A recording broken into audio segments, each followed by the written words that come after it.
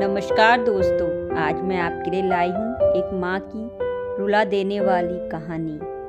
तो चलिए शुरू करते हैं। हेलो माँ, मैं राजू बोल रहा हूँ। कैसी हो माँ? मैं ठीक हूँ बेटे। ये बताओ तुम और बहू दोनों कैसे हो? हम दोनों ठीक है माँ। आपकी बहुत याद आती है। अच्छा सुनो माँ, मैं अगले महीने इंडिया आ रहा हूँ तुम्हें लेने। क्या? हाँ माँ, अब हम सब साथ ही रहेंगे। नीतू कह रही थी माँ जी को अमेरिका ले आओ, वहाँ अकेली बहुत परेशान हो रही होंगी। हाँ हाँ बेटे, बूढ़ी आंखों से खुशी की अश्रुधारा बह निकली। बेटा और बहू का प्यार नस नस में दौड़ने लगा। जीवन के 70 साल गुजार चुकी सावित्री ने जल्दी से अपने पल्लू से आंसू पोंछे और बेटे से बात करने लगी। पूरे 2 साल बाद बेटा घर आ रहा था। बूढ़ी सावित्री ने मोहल्ले भर में दौड़ दौड़ कर ये खबर सबको सुना दी। सभी खुश थे कि चलो बुढ़ापा चैन से बेटे और बहू के साथ। राजू अकेला आया था। उसने कहा कि माँ हमें जल्दी ही वापस जाना है, इसलिए जो भी पैसा रुपया किसी से लेना है वो लेकर रख लो, और तब तक मैं किसी प्रॉपर्टी डीलर से मकान की बात करता हूँ। मकान? माँ ने पूछा। हाँ माँ, अब ये मकान बेचना पड़ेगा, वरना कौन इसकी देखभाल करेगा? हम सब तो अब अमेरिका में ही रहेंगे। बूढ़ी आंखों ने मकान के कोने कोने को ऐसे निहारा जैसे किसी अबोध बच्चे को सहला रही हो। आनन फानन और औने पौने दाम में राजू ने मकान बेच दिया। सावित्री देवी ने वो जरूरी सामान समेटा जिससे उनको बहुत ज़्यादा लगाव था। राजू टैक्सी मंगवा चुका था।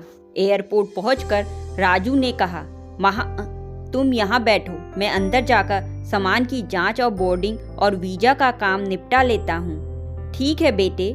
सावित्री देवी वही पास की बेंच पर बैठ गई। काफी समय बीत चुका था। बाहर बैठी सावित्री देवी बार बार उस दरवाजे की तरफ देख रही थी जिसमें राजू गया था, लेकिन अभी तक बाहर नहीं आया। शायद अंदर बहुत भीड़ होगी सोचकर बूढ़ी आंखें फिर से टकटकी लगाए देखने लगती। अंधेरा हो चुका था। एयरपोर्ट के बाहर गहमागहमी कम हो चुकी थी। माँ जी, किससे मिलना है? एक कर्मचारी ने वृद्धा से पूछा। मेरा बेटा अंदर गया था टिकट लेने, वो मुझे अमेरिका लेकर जा रहा है, सावित्री देवी ने घबराकर कहा। लेकिन अंदर तो कोई पैसेंजर नहीं है। अमेरिका जाने वाली फ्लाइट तो दोपहर में ही चली गई। क्या नाम था आपके बेटे का? कर्मचारी ने सवाल किया। राजू। सावित्री के चेहरे पर चिंता की लकीरें उभर आई। कर्मचारी अंदर गया और कुछ देर बाद बाहर आकर बोला, माँ जी, आपका राजू तो अमेरिका जाने वाली फ्लाइट से कब का जा चुका।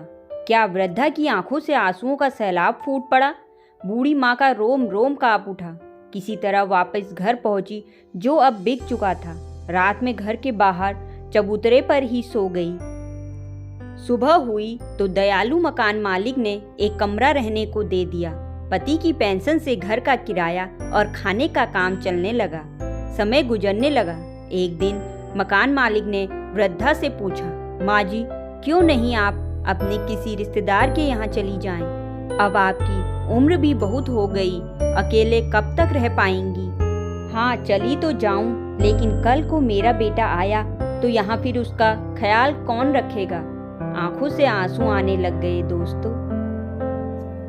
माँ बाप का दिल कभी भी नहीं दुखाना। माँ तो माँ होती है। कहानी पसंद आए तो कहानी को लाइक, शेयर और सब्सक्राइब जरूर करें।